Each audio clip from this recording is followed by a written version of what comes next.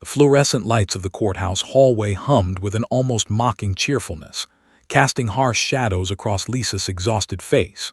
She sat on a hard wooden bench outside the family court chamber, her 3-year-old daughter Sarah nestled against her side, clutching a worn stuffed rabbit. Lisa's hands trembled as she reached down to gently stroke Sarah's silken hair, trying to convey a calmness she absolutely did not feel. Her heart pounded against her ribs like a caged bird desperate for escape. In just 10 minutes, they would walk through those heavy oak doors and face the man who had once promised her forever, a man who had turned their love into a nightmare. Lisa's mind drifted back to how they had gotten here. 18 months ago, she had made the devastating decision to leave David. It wasn't a sudden choice born from a single catastrophic moment, but rather a slow accumulation of red flags that had finally become impossible to ignore.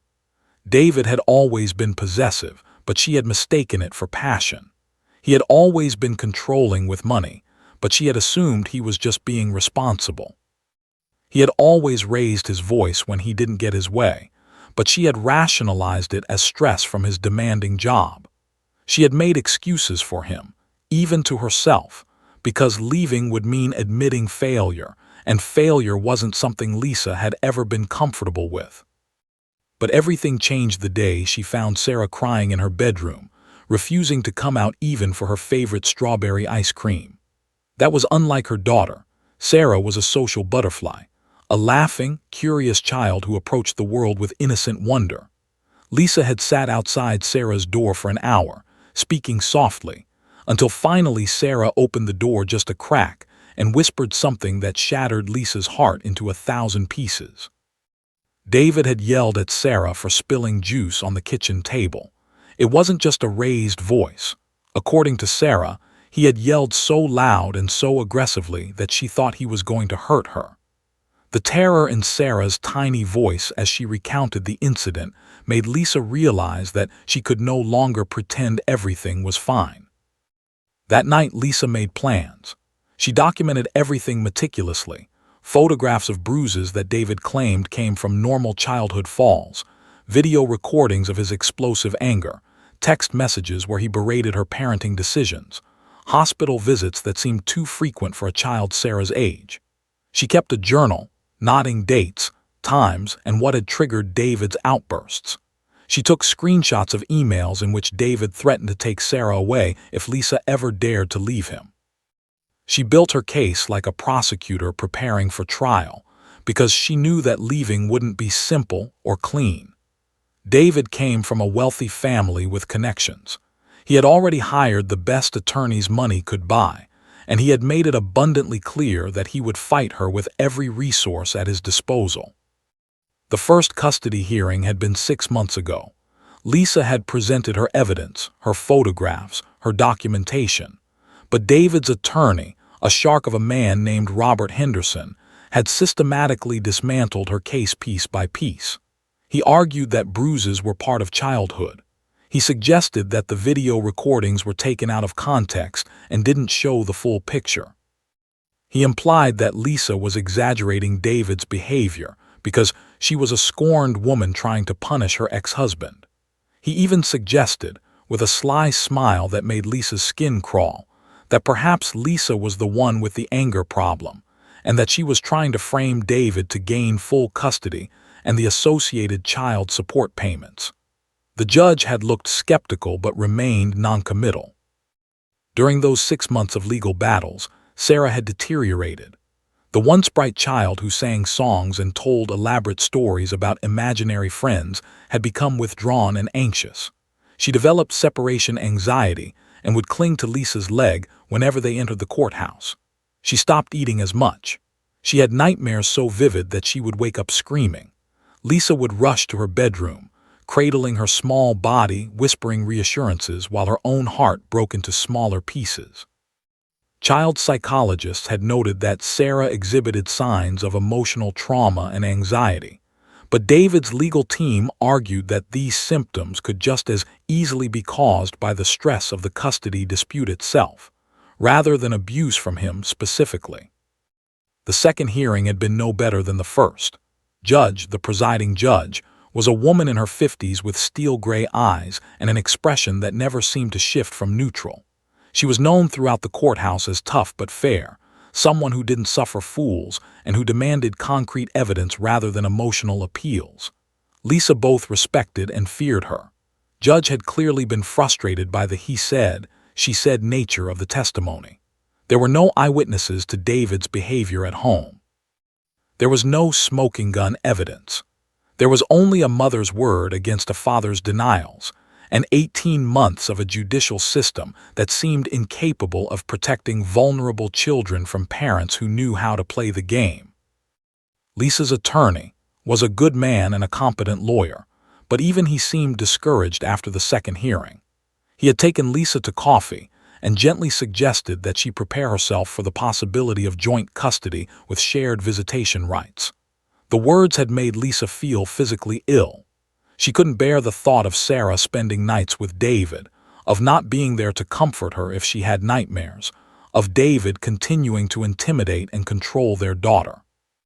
That's when had mentioned the emotional support dog, a desperate, unconventional idea born from his own research into similar cases, and a chance conversation with a colleague about a child psychologist named Doctor and her remarkable work with a retired police K-9 named Buddy.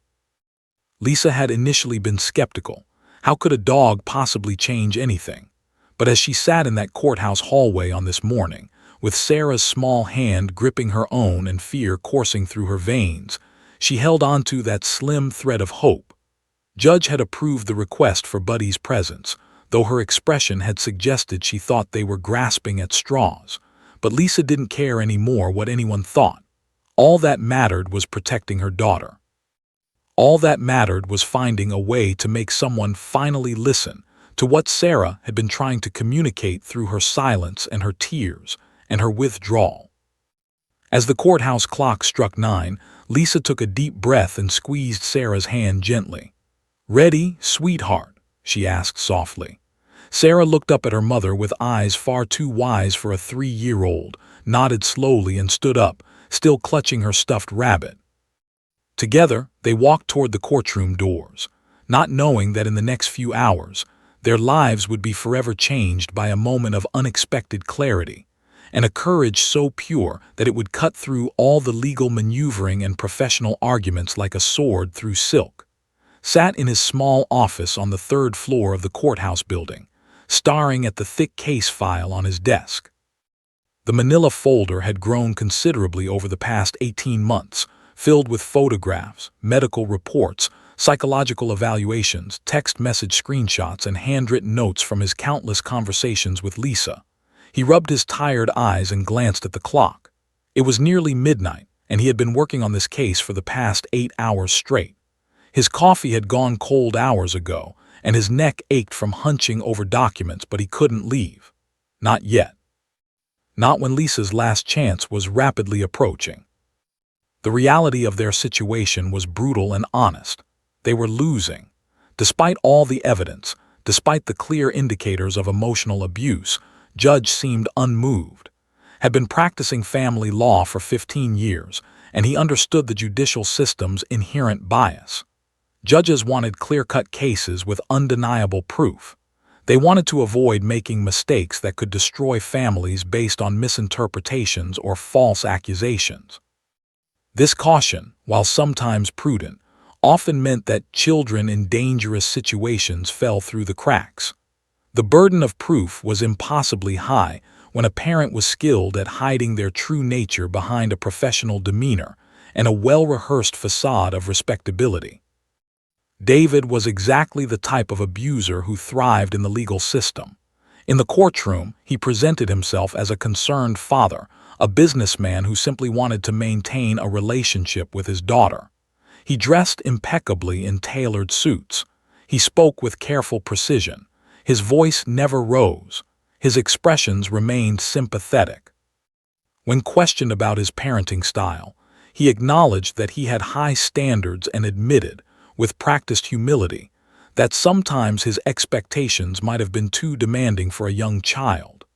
He positioned himself as a man willing to learn and grow, A father who loved his daughter but had perhaps made some mistakes in how he expressed his authority. Meanwhile, Lisa appeared increasingly desperate. The stress of the custody battle was etched into her face. She had lost weight. Her clothes, once carefully chosen, now seemed to hang on her frame. Every time she spoke, her voice trembled slightly. She cried during her testimony. To an outsider, she looked like exactly what Robert Henderson had suggested. A scorned woman, emotional and unreliable, possibly exaggerating her ex-husband's behavior out of spite. The system had a way of punishing the victim for showing their pain. Judges often interpreted emotional reactions as signs of instability rather than signs of legitimate trauma and fear. But knew better. He had spent hours with Lisa, listening to her accounts of the abuse, and he had believed every word. More importantly, he had spent time with Sarah. He had watched how the little girl's entire body went rigid whenever David's name was mentioned. He had seen how she flinched at sudden movements and loud noises. He had noted how she refused to make eye contact during supervised visitation exchanges. These were not the behaviors of a child who felt safe with her father. These were the behaviors of a child living in fear. The problem was that judges needed evidence. They needed facts. They needed testimony that could withstand cross-examination. They needed documentation that couldn't be disputed or reframed. And Sarah, traumatized and anxious, was not a reliable witness. Child testimony was notoriously difficult to use in court. Children could be confused, suggestible, or too emotionally overwhelmed to communicate clearly. When David's attorney cross-examined Sarah during her previous court appearance, the little girl had shut down completely, responding only with whispered yes and no answers, sometimes inaudibly. It was heartbreaking and absolutely useless from a legal standpoint. That's when it stumbled upon an idea that seemed crazy at first, but grew more compelling the more he researched it. He had been reading a legal journal article about innovative approaches to child custody cases when he encountered a reference to Doctor and her work with emotional support animals. The article discussed how children who had experienced trauma sometimes responded better to communication when animals were present, particularly dogs. There was something about the non-judgmental, unconditional acceptance that animals provided that allowed frightened children to relax their defensive barriers. The article mentioned a specific case in which a 7-year-old child, who had been unable to articulate her experiences of abuse to lawyers and judges, had responded to the presence of an emotional support dog by spontaneously describing her trauma. The simple presence of the animal had provided enough emotional grounding that the child felt safe enough to speak. Had read that article 3 times, each time becoming more convinced that this might be their only real chance. He had then researched Doctor and discovered she worked with a retired police K-9 named Buddy. The dog's background was impressive. 5 years as a drug and explosives detection dog with the state police, followed by retraining as an emotional support animal specializing in trauma recovery. According to the articles and testimonials found, Buddy had an almost uncanny ability to sense emotional distress in children and to provide comfort without being intrusive or demanding. Multiple child psychologists had documented the positive effects of Buddy's presence in therapeutic settings, and remarkably, in a few legal proceedings. When had first mentioned the idea to Lisa, she had been skeptical. Could a dog really make that much difference? The question was understandable, born from desperation and doubt, but had explained the psychology behind it. Animals didn't judge. They didn't construct narratives or attempt to control conversations. They simply existed in a state of peaceful acceptance. For a traumatized child, that presence could be profoundly powerful. It could provide an anchor of safety in a room full of intimidating adults, legal jargon, and courtroom formality. The real challenge had been convincing Judge to approve the request, had prepared a formal motion, including research articles, psychological studies, and testimonials from other cases. He had expected resistance, skepticism, or outright rejection. To his surprise, Judge had read his motion carefully and then asked a single question. Do you believe this will help the child communicate more truthfully about her experiences?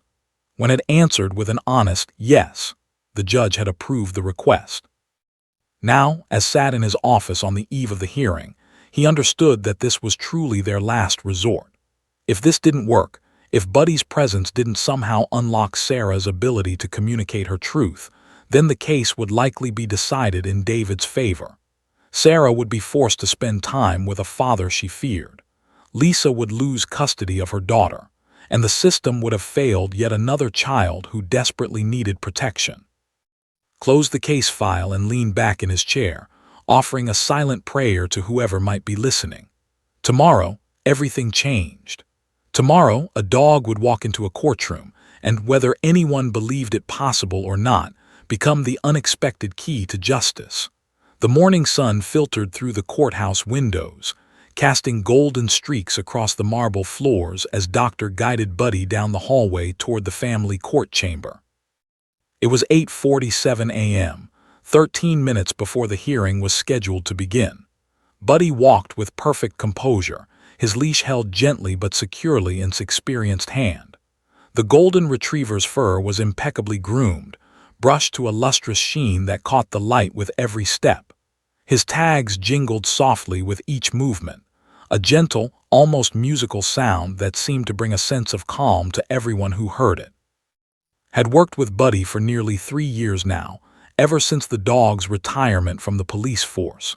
She was a child psychologist with 20 years of experience, but she had always felt that traditional talk therapy had limitations, especially with traumatized children. The moment she had first met Buddy, she had recognized something extraordinary in him. While most police dogs were trained to be aggressive, alert, and reactive, Buddy possessed an unusual temperament. He was inherently gentle, naturally attuned to human emotion, and possessed an almost intuitive understanding of when to provide comfort and when to simply exist peacefully beside someone in distress. Before that morning, had met with Lisa and Sarah twice to prepare them for Buddy's presence in the courtroom. The first meeting had taken place in her private office, a space deliberately designed to be calming, soft lighting, comfortable furniture, plants in the corners, and absolutely no institutional coldness.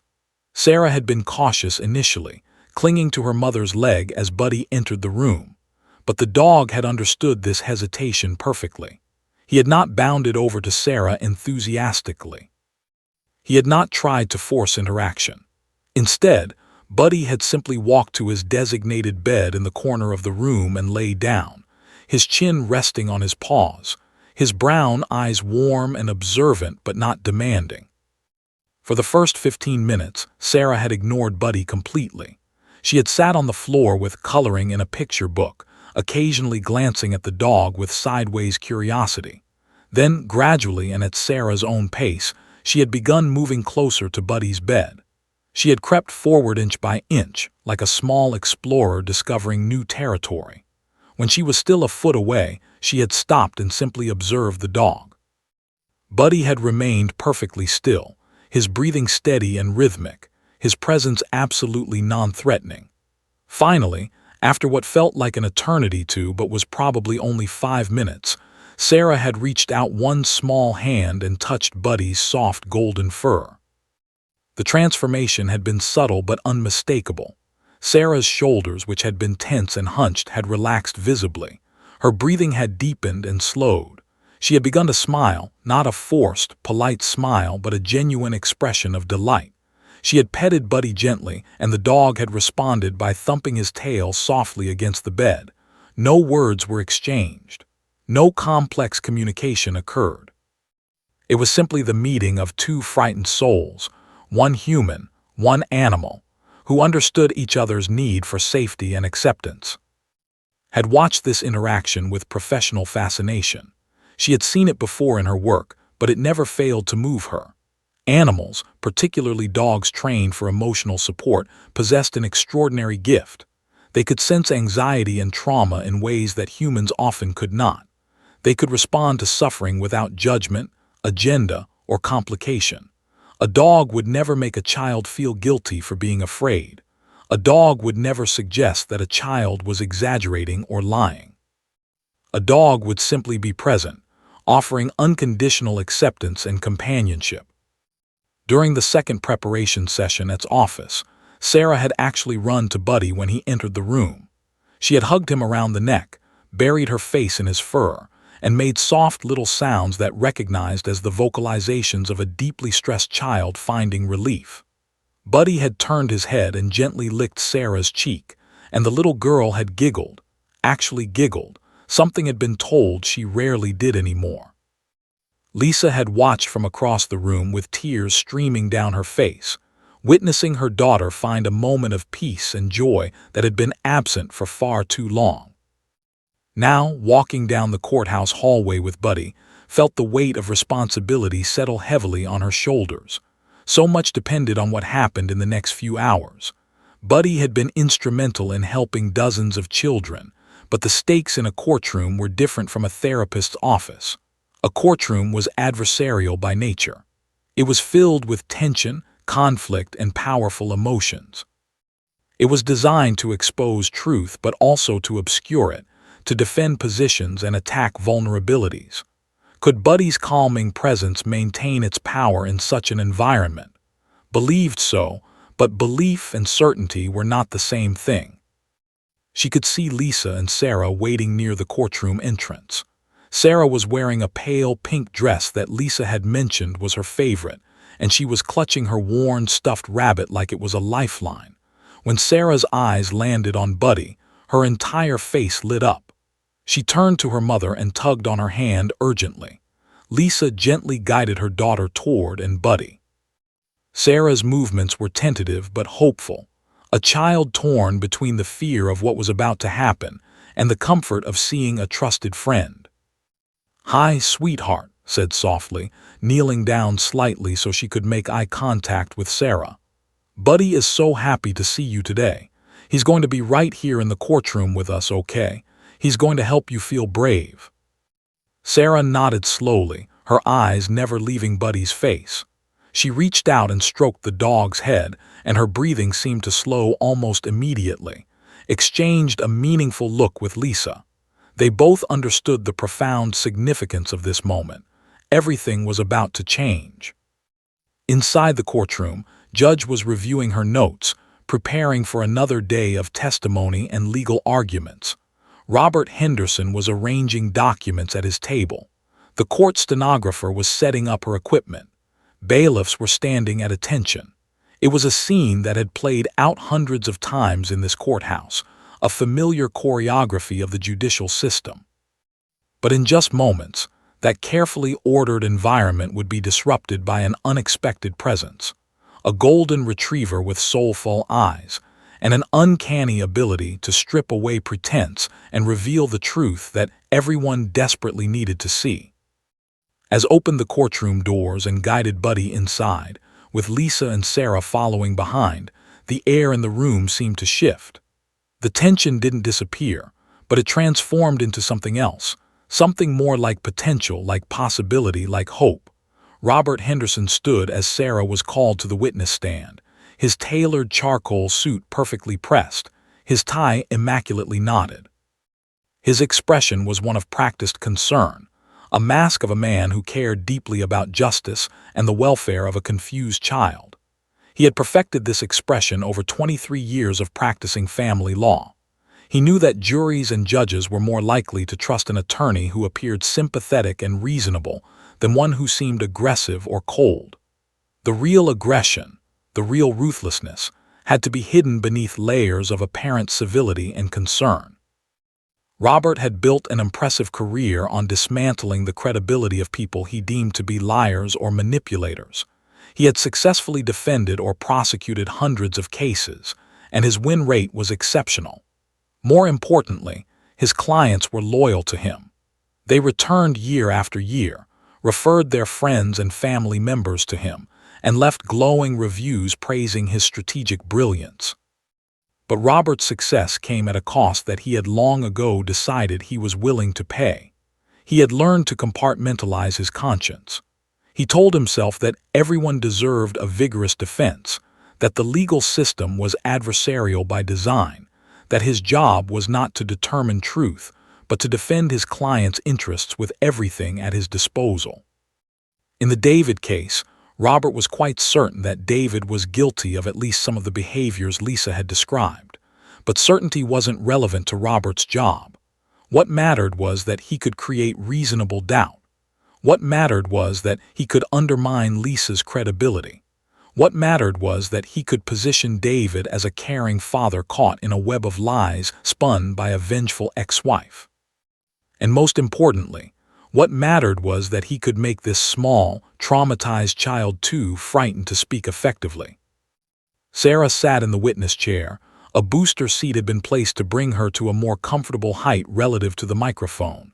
She looked impossibly small in the vast courtroom. Buddy lay on a special mat beside, just a few feet from the witness stand. Sarah's hand frequently drifted down toward Buddy's soft fur, and each time she touched him, her breathing seemed to stabilize slightly. Judge looked over her reading glasses at Sarah with what she hoped was an expression of gentle authority. "Sarah, do you understand that you are to tell the truth in this court?" she asked, her voice warm but formal. Sarah nodded barely perceptibly, her eyes moving between the judge and Buddy. "Can you say yes so the court reporter can hear you?" Judge asked gently. "Yes," Sarah whispered, so quietly that the court stenographer had to lean forward to hear it. Then it was Robert Henderson's turn. He approached Sarah slowly, carrying a legal pad and a pen, his demeanor one of careful friendliness. His first questions were warm-up questions, designed to make Sarah comfortable and to establish a conversational tone. He asked her about her favorite color, her favorite food, whether she liked school. Sarah answered in monosyllables, her eyes never leaving Buddy. Then gradually and with calculated precision, Robert began shifting the nature of his questions. He asked Sarah if she liked spending time with her father. Sarah said, "Sometimes." He asked her if her mother had ever said mean things about her father. Sarah didn't answer. He asked her if her mother ever told her that her father was a bad man. Sarah shook her head slowly.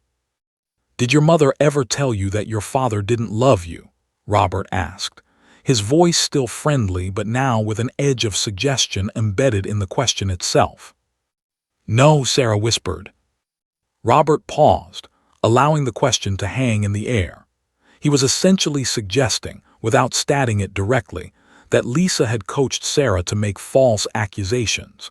He was planting seeds of doubt in the judge's mind about whether this child's experiences were genuine or whether she was simply repeating things her mother had told her to say. Judge watched this exchange intently, her expression unreadable. She had been a judge for 15 years, and she had seen attorneys perform this dance many times before. She understood the legal strategy. She also understood that it was often effective. Robert continued, his questions becoming more pointed. "When your dad raises his voice, is he actually angry, or does he just speak loudly?" The question was designed to reframe aggressive behavior as a mere communication style rather than a display of anger or intimidation. "I don't know," Sarah said, her voice becoming even quieter. "Doesn't your mom raise her voice sometimes too?" Robert asked. Sarah nodded slightly. "So both your mom and your dad raised their voices," Robert said, with a tone of reasonable clarification. "Yes," Sarah said, but her hand reached down and gripped Buddy's fur more tightly. Watch this carefully. She could see that Sarah was becoming increasingly stressed. The little girl's hand trembled slightly. Her breathing had become shallow, but remained silent, knowing that any intervention from her would appear as coaching or bias to the judge and attorneys. Robert pressed forward, his strategy becoming clearer with each question. He was trying to establish equivalency, suggesting that both parents behaved similarly, that there was no clear distinction between David's behavior and Lisa's behavior, and therefore that Sarah's allegations were baseless or exaggerated. He was systematically chipping away at the child's credibility by asking leading questions, by suggesting alternative interpretations of events, and by planting doubts about whether Sarah's experiences were real or imaginary. "Did your dad ever tell you he didn't love you?" Robert asked. "No," Sarah said. "Does your dad help you with your toys and your activities?" Robert asked. "Sometimes," Sarah said. "So your dad does spend time with you and tries to be a good father?" Robert pressed, his voice warm and reasonable, his question really a statement designed to establish the narrative he wanted the judge to accept. Sarah's entire body had tensed. She was hunched in the witness chair, her small frame practically folding in on itself. Tears had begun to slide down her cheeks, but she made no sound. Judge watched this with a frown, sensing that something was amiss but uncertain what to do about it. Then Robert made a calculated move. He raised his voice slightly, not shouting but definitely more aggressive than his previous tone, as he made his next point. "Ms. has been teaching you to say bad things about your father, hasn't she?" he asked, his voice sharp and accusatory. The sudden change in his tone, the aggressive edge that cut through his previous mask of friendliness, seemed to echo through the courtroom like a slap. Sarah's head snapped up in alarm. Her eyes widened. Her breathing became rapid and shallow. Her hand shot downward toward Buddy with desperate urgency, grasping his fur with white-knuckled intensity. This was the moment that would change everything, though no one in that courtroom yet understood it. Felt her pulse quicken. She could sense that something profound was about to occur. Judge had gone very still. Lisa had covered her mouth with her hand, her eyes fixed on her traumatized daughter. And in that moment of heightened distress, Sarah was about to do something that no legal strategy, no cross-examination, and no amount of clever questioning could have forced her to do. She was about to speak her truth. Time seemed to slow down in that instant. The courtroom, which had been filled with the ambient sounds of shuffling papers, occasional coughs, and the soft hum of the air conditioning system, fell into an eerie silence. Even the background noise of the courthouse hallway beyond the heavy wooden doors seemed to disappear. Everyone present felt it, a palpable shift in the atmosphere, as if the entire room was holding its collective breath, waiting for something momentous. Sarah's small hand gripped Buddy's golden fur with trembling intensity. For a long moment, nothing happened. She simply sat in the witness chair, her body quaking with the effort of containing the overwhelming emotions that had been building inside her for months. Leaned forward slightly, her professional composure momentarily cracked by genuine concern. She could see that Sarah was at a breaking point, that something inside the child was about to give way. The question was whether it would be a complete emotional collapse or something else entirely. Then Sarah did something unexpected. She released her grip on Buddy's fur and slowly raised her small arm. Her hand was shaking, and she extended one tiny finger, pointing it directly at Buddy. The gesture was deliberate, though made by a child barely old enough to understand the concept of deliberation. Everyone's eyes followed the trajectory of her pointed finger. For several seconds, observers weren't entirely sure what she was indicating. Was she pointing at the dog himself? At the leash? At Doctor standing beside the animal? But Sarah wasn't finished.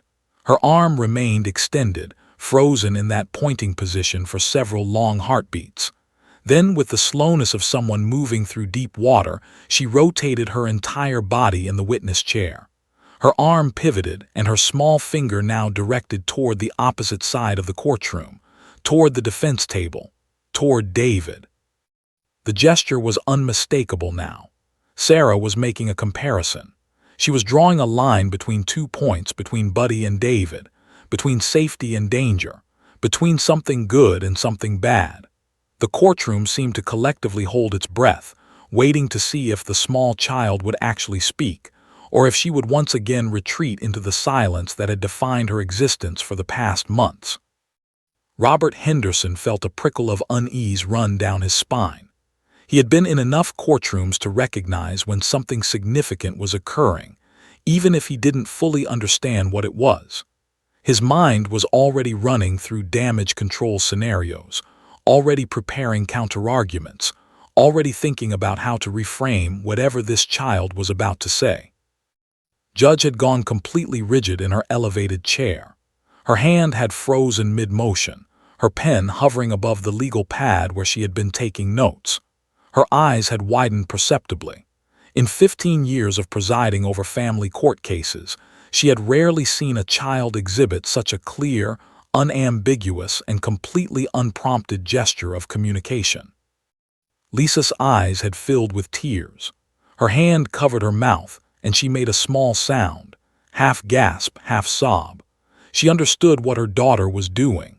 She recognized the profound courage it was taking for Sarah to point at the man who had terrified her, to indicate him in front of a room full of strangers, to position him as something fundamentally different from the dog she trusted. The court stenographer's fingers remained poised above her machine, ready to capture every word that was about to be spoken. The bailiff, who had been standing with his usual military posture near the courtroom door, had shifted his weight slightly forward, his attention focused entirely on the small child in the witness chair. Sarah's breathing had become rapid and shallow. Her entire body was trembling.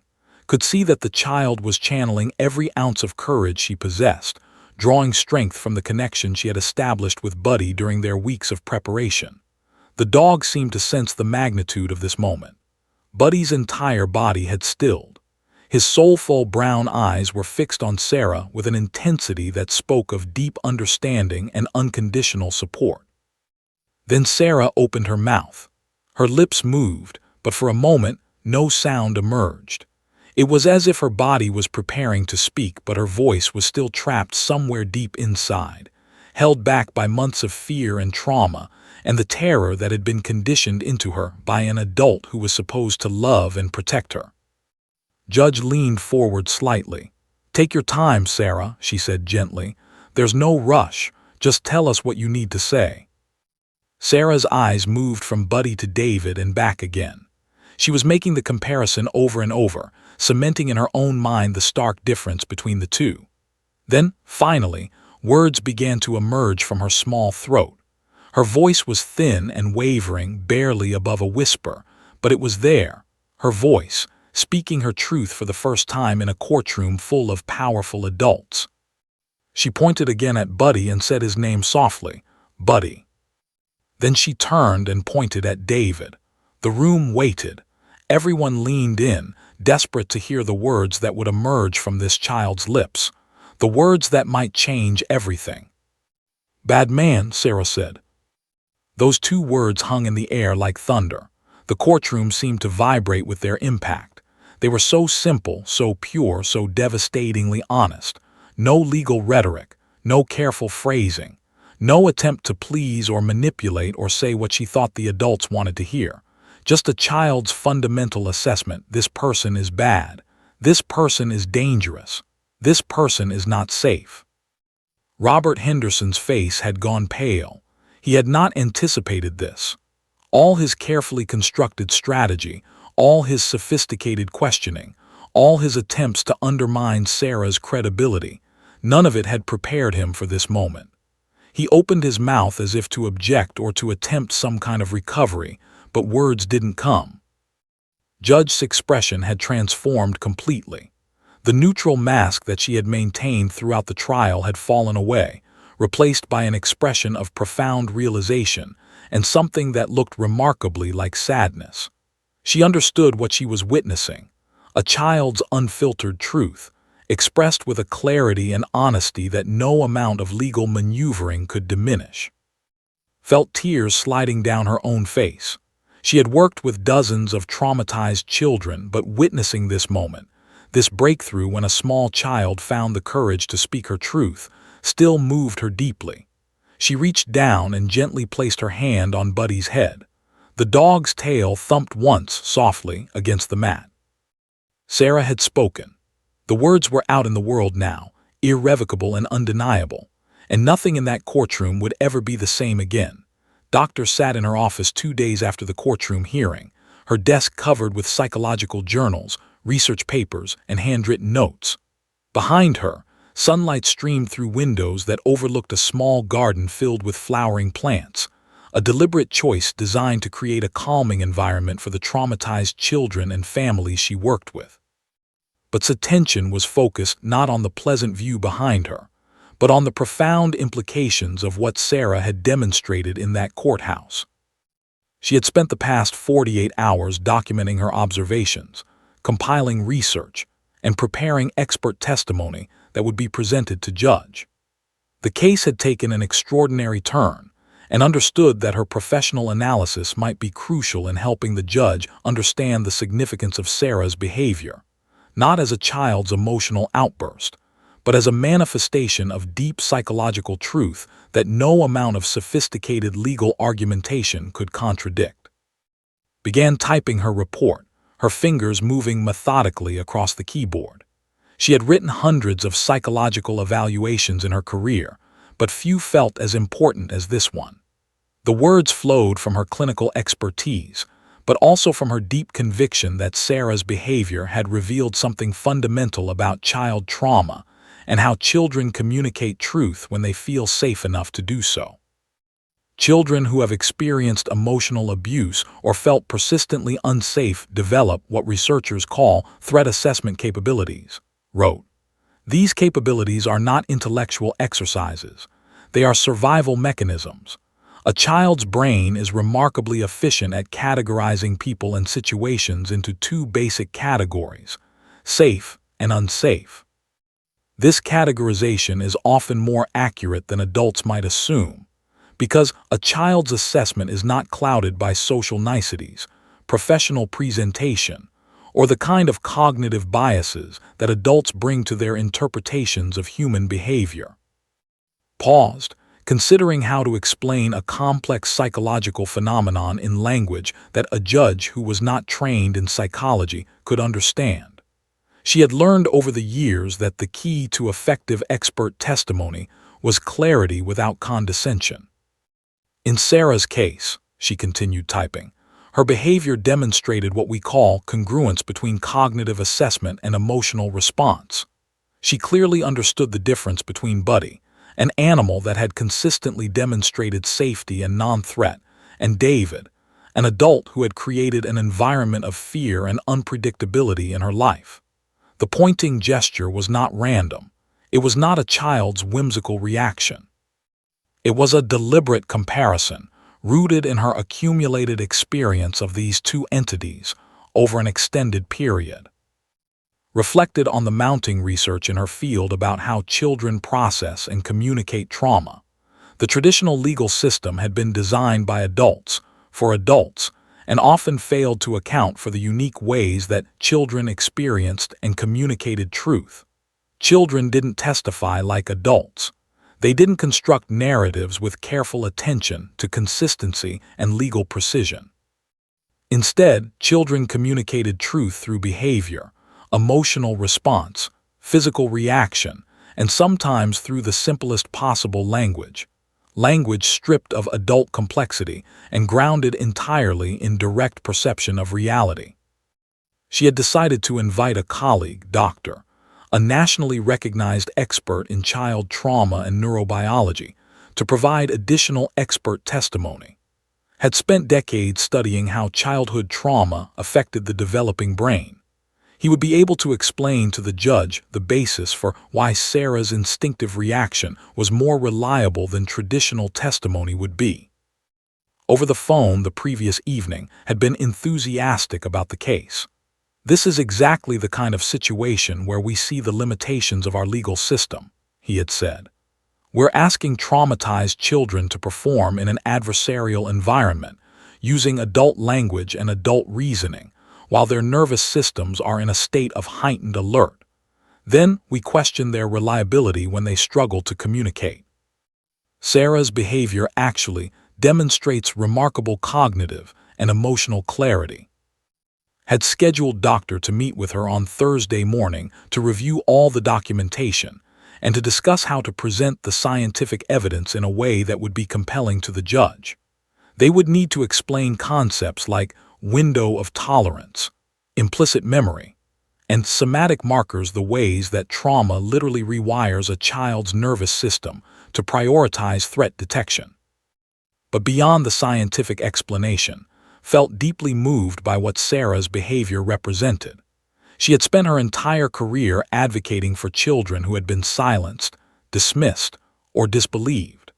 The legal system, while theoretically designed to protect vulnerable individuals, often seemed better equipped to protect powerful individuals who knew how to use the system's complexity and formality to their advantage. Pulled up a video file on her computer. It was the courtroom recording, made available to her as a professional involved in the case. She pressed play and watched as Sarah pointed at Buddy, then rotated toward David and spoke those two devastating words, "Bad man." Watching it again, was struck by the absolute clarity of the communication. There was no ambiguity. There was no possibility of misinterpretation. A child who had been rendered nearly mute by fear and trauma had found a way to speak her truth when her nervous system felt safe enough to do so, when the presence of a trusted animal provided the anchor of security she needed. Thought about the research she had read on attachment and safety. Children who had secure attachments, who had experienced consistent safety, were actually better equipped to communicate effectively about their experiences. The presence of Buddy had done more than provide emotional comfort. It had created a psychological state in which Sarah's brain felt safe enough to override the fear responses that had kept her silent. The pointing gesture itself was significant. It was a nonverbal communication that predated language development. Even infants could point to indicate objects or convey meaning. Sarah had used pointing as a form of communication that transcended the language-based system in which she had been failing. She had returned to a more basic, more fundamental form of human expression, and in doing so, had cut through all the complexity and strategy that had characterized the legal proceedings. Began drafting her expert report's conclusion. In my professional opinion, Sarah's behavior in the courtroom on October 12th represented an accurate and unambiguous communication of her genuine psychological experience. Her identification of safety, Buddy, contrasted with her identification of threat, David, demonstrates a level of threat assessment that is not only reliable but actually more trustworthy than traditional verbal testimony would be in this case. The child's behavior reflected her actual experience, not coached responses or influenced opinions, but rather her fundamental and accurate understanding of the environments and people in her life that constitute safety or danger. Saved the document and sat back in her chair. She knew that this report, combined with her expert testimony and that of Doctor, would provide Judge with the professional validation she needed to understand that Sarah's two words "bad man" were not a child's confused outburst, but rather the clearest, most honest communication a traumatized child could produce. Judge sat alone in her chambers on the evening of October 26th, exactly 2 weeks after Sarah's testimony. Her office was a reflection of her personality, austere, organized, and filled with leather-bound law books that represented her years of study and legal precedent. A single desk lamp cast a warm glow across the mountain of case files, legal briefs, and expert testimony that covered her desk. She had been sitting in this chair for the past 3 hours, and she would likely remain here for several more, reviewing every detail of the custody case one final time before delivering her ruling the next morning. Judge was not a woman given to emotional reactions or impulsive decisions. She had built her entire career on careful analysis, logical reasoning, and a commitment to the letter of the law. But the case had challenged her in ways she had not anticipated. For 15 years, she had presided over hundreds of custody disputes, and she had developed a healthy skepticism about grand pronouncements and emotional appeals. Yet something about Sarah's behavior in that courtroom had penetrated her professional armor in a way that few things ever did. She pulled up the courtroom video once more on her computer. She had watched it at least a dozen times in the past 2 weeks, and each viewing seemed to reveal new layers of meaning. She watched as Sarah pointed at Buddy with absolute certainty, then rotated to point at David, and spoke those 2 words that seemed to contain all the truth that 2 weeks of legal testimony had failed to communicate. Judge had read doctor's expert report. She had reviewed doctor's neurobiological analysis. She had studied the psychological research on child trauma and threat assessment. Everything pointed to the same conclusion. Sarah's behavior was reliable, uncoached, and devastatingly honest. But Judge was also aware of the legal complexities involved. She understood that simply accepting Sarah's behavior as definitive proof would represent a departure from traditional legal standards. Expert testimony alone, while compelling, was not typically considered sufficient grounds for a custody decision in family court. Yet the totality of evidence in this case, the documentation Lisa had compiled, the psychological evaluations, the expert analysis, and most critically, Sarah's own unambiguous communication, created a pattern that was impossible to ignore. Judge pulled out a legal pad and began making notes for her ruling. She had decided that she would not simply accept Sarah's behavior as the sole determining factor. Instead, she would use it as the catalyst that allowed her to properly weigh all the other evidence that had been presented throughout the trial. She wrote, "While the court recognizes that a custody determination cannot be based solely on a child's emotional reaction, the totality of evidence, when considered in conjunction with the child's clearly demonstrated and unprompted indicators of her psychological state, creates an undeniable picture of the actual circumstances affecting this minor's welfare." She continued writing, her pen moving across the legal pad with the deliberate precision of someone accustomed to having her words scrutinized and analyzed by higher courts. "The child has demonstrated through both verbal and nonverbal communication a clear understanding of the sources of safety and danger in her environment." This assessment, corroborated by expert psychological testimony and by the documented history of the defendant's behavior, indicates that the child's actual lived experience has been characterized by emotional instability and threat. Judge paused and reflected on what she was about to do. She was about to make a decision that would fundamentally alter the lives of three people: Lisa, Sarah, and David. She was about to declare that one parent was capable of caring for the child and the other was not. She was about to impose restrictions on a man's access to his biological daughter. These were weighty matters, and she did not take them lightly. Yet she also understood something that many people outside the legal system failed to comprehend. Sometimes the most important part of a judge's job was not to hide behind procedural complexity, but to recognize clear truth when it appeared before her, however unconventionally that truth might be communicated. She decided on the custody arrangement. Full physical custody and primary decision-making authority would be granted to Lisa. David would be granted supervised visitation only, not because he was being punished, but because supervised visitation was the mechanism that would protect Sarah while allowing the family relationship to potentially continue under controlled circumstances. She would require David to complete a comprehensive anger management program and parenting classes specifically designed for parents with aggressive behavioral patterns. She would also mandate psychological counseling for both David and Sarah, with the goal of eventually establishing a healthier relationship between father and daughter, though she would make clear that Sarah's was non-negotiable. The next morning, Judge entered the courtroom at 10:00 a.m. sharp. The room was packed. Lisa and Sarah sat at one table with David sat at the opposing table with Robert Henderson. Behind them, journalists sat with notepads and cameras, sensing that this case had taken on a significance beyond the typical family court matter. Doctor and doctor sat in the gallery, their expert contributions now complete, but their presence lending weight to the proceedings. Judge took her seat and looked out over the courtroom with her characteristic expression of judicial authority. She began reading her ruling from prepared notes, her voice steady and measured. She recounted the evidence, the documentation of David's behavior, the psychological evaluations, the expert testimony. She discussed the limitations of traditional child testimony in custody cases. Then she addressed Sarah's courtroom behavior directly.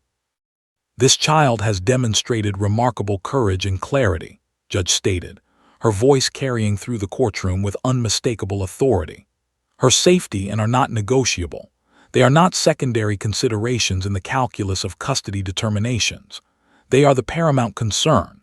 Based on the totality of evidence presented in this case, I find that the child's best interests are served by granting full physical custody and primary decision-making authority to her mother, Lisa."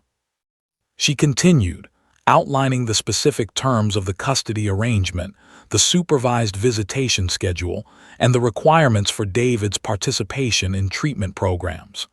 Her language was formal and legalistic, but the message was clear. The court recognized Sarah's truth, and the court was protecting her. When Judge concluded her ruling and brought down her gavel, the sound echoed through the courtroom with finality. Lisa covered her face with her hands and began to weep, tears of relief, exhaustion, and vindication. Sarah, sitting beside her mother, reached over and squeezed her hand. Watching from the gallery, felt tears streaming down her own face. Justice in this case had prevailed. Robert Henderson sat absolutely still, his professional mask finally cracking to reveal the shock beneath. He had lost. Against all odds, against his considerable legal skill and strategic maneuvering, he had been defeated by a 3-year-old child's 2 words and the psychological truth those words represented. As the courtroom began to empty and Lisa clutched Sarah to her chest, Judge remained at her bench, looking at the little girl for a long moment. She nodded slightly, a gesture of acknowledgement from one woman who understood the power of truth to another child who had finally found the courage to speak it. 6 months had passed since that fateful courtroom hearing, and the transformation in Sarah was nothing short of miraculous. Lisa sat on the floor of their newly renovated living room, watching her daughter construct an elaborate castle out of building blocks while humming a cheerful melody.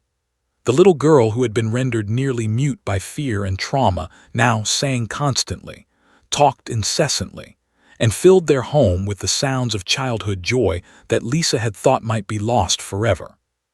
Sarah had started preschool 3 months ago, and her teacher, Miss Jennifer, had written glowing reports about her progress. She was engaged in classroom activities, participated in group discussions, made friends with several other children, and demonstrated a curiosity and enthusiasm for learning that her teacher described as truly inspiring. In the school's recent parent-teacher conference, Miss Jennifer had remarked that Sarah seemed like a child who was finally allowed to be a child, carefree, imaginative, and unburdened by the weight of adult trauma. The nightmares had stopped. The sudden startle responses to loud noises had diminished significantly. The flinching when someone moved too quickly had become rare. Sarah's appetite had returned to normal, and she had actually gained back some of the weight she had lost during the most difficult months of the custody battle. More importantly, her relationship with her mother had deepened in ways that transcended the typical mother-daughter bond. Lisa could see that Sarah understood at some fundamental level that her mother had fought for her, had believed her, and had protected her when she was most vulnerable. Lisa had made a conscious decision to help Sarah understand what had happened and why she had been so important in that courtroom. She had explained, in age-appropriate language, that Sarah had been very brave, that she had spoken the truth, and that her words had helped the grown-ups understand that she needed to be safe. She had emphasized repeatedly that none of what had happened was Sarah's fault, that she had done nothing wrong, and that her feelings and her voice mattered deeply. Sarah seemed to understand this in her own way. She still carried her stuffed rabbit everywhere, but it no longer served as a desperate security object. Instead, it seemed to be more of a beloved companion. She spoke about Buddy frequently, asking when they could see him again, and Lisa had arranged for monthly visits to see the dog and spend time with Doctor. These visits had become something Sarah looked forward to with genuine excitement rather than anxious anticipation. One afternoon, as Sarah was playing with her toys, she looked up at her mother and asked a question that both broke Lisa's heart and filled her with pride. "Mommy, is Daddy a bad man?" Lisa had taken a deep breath and carefully considered how to answer this complex question from her 3-year-old daughter. "Your daddy made some choices that weren't safe for you," Lisa had explained. "That doesn't make him a bad person, but it does mean that we need to keep you safe by having someone there when you visit with him. And it means he needs to learn better ways to act when he gets upset. Being a bad man and making bad choices are two different things. Right now, we're hoping your daddy will make better choices so that maybe someday you can have a better relationship with him." Sarah had accepted this explanation with the wisdom that sometimes children possess. She had nodded and returned to her toys, but Lisa could see that her daughter was processing the complexity of having a father who loved her but had also hurt her, a nuance that Sarah was beginning to understand. Supervised visitation had begun 2 months after the custody ruling. The first visit had been tense and awkward. David had appeared chastened, and there was a supervisor present, a trained professional who observed the interactions to ensure Sarah's safety and emotional. Over the subsequent months, the visits had gradually become more comfortable, though Sarah remained somewhat guarded in her father's presence. David had, to his credit, begun attending his mandated anger management classes and parenting counseling.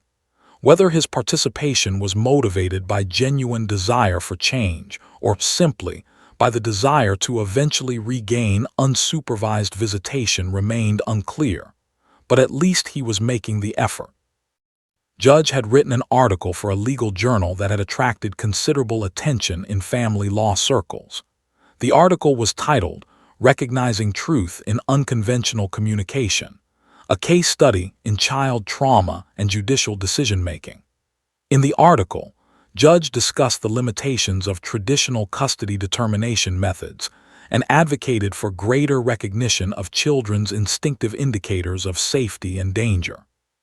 She wrote about the case in detail, though without identifying the specific family members involved. "In a system designed by adults for adults," Judge had written, "we often fail to recognize that children communicate truth in ways that differ fundamentally from adult communication. A child's pointing finger and 2-word assessment may convey more accurate and reliable information than hours of carefully constructed adult testimony. The challenge for judicial officers is to recognize this truth and to give it appropriate weight in decision-making processes that affect children's lives." The article had been cited in several subsequent custody cases, and it had inspired other judges to think more carefully about how they evaluated children's behavioral indicators and emotional responses.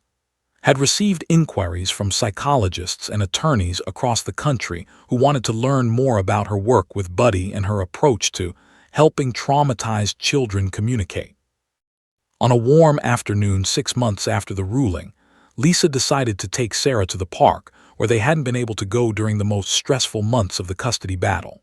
Sarah ran through the grass with absolute abandon, climbed on the playground equipment without hesitation, and played with other children with the unself-consciousness that only childhood could provide. Lisa watched from a nearby bench, tears of gratitude and relief occasionally sliding down her cheeks. A woman approached the bench and sat down. It was, who had occasionally been at the same park with Buddy for the dog's exercise and socialization time, had spotted Lisa and Sarah and had come over to say hello. "Look at her," said softly, watching Sarah play. "6 months ago, I would have told you this transformation was possible but might take years. She's healed remarkably." "Because of her courage," Lisa said, "and because of you and Buddy. I don't know what would have happened if that dog hadn't been in that courtroom." Smiled gently. Buddy helped, but the truth Sarah spoke that came entirely from her. She found her voice because she felt safe enough to use it. That's the real miracle. Sarah's original attorney had become a frequent dinner guest at their home. He would bring Sarah small gifts and listen intently as she told him about school and her friends and her favorite activities. He told Lisa that working on her case had changed his approach to family law. He had begun specializing in cases involving child abuse and trauma, and he had become a strong advocate for innovative approaches to helping traumatized children communicate. Sarah's story had not been widely publicized. Privacy protections for minors in custody cases had prevented extensive media coverage. But within legal and psychological circles, her case had become something of a landmark. A 3-year-old girl had taught a courtroom, a judge, and a legal system about the power of simple truth. She had demonstrated that courage knows no age limit, and that sometimes the most important voices are the smallest ones. As Lisa watched her daughter laugh and play in the autumn sunlight, she reflected on the long journey that had brought them here. The fear, the uncertainty, the desperate hope during those legal proceedings, all of it seemed like a distant nightmare now. Sarah was safe. Sarah was healing. Sarah was becoming the vibrant, curious, joyful child she was always meant to be. And somewhere in a courthouse, Judge was preparing for another family court hearing, remembering the lesson that a 3-year-old girl and a golden retriever had taught her about recognizing truth when it appears before you in the most unexpected ways.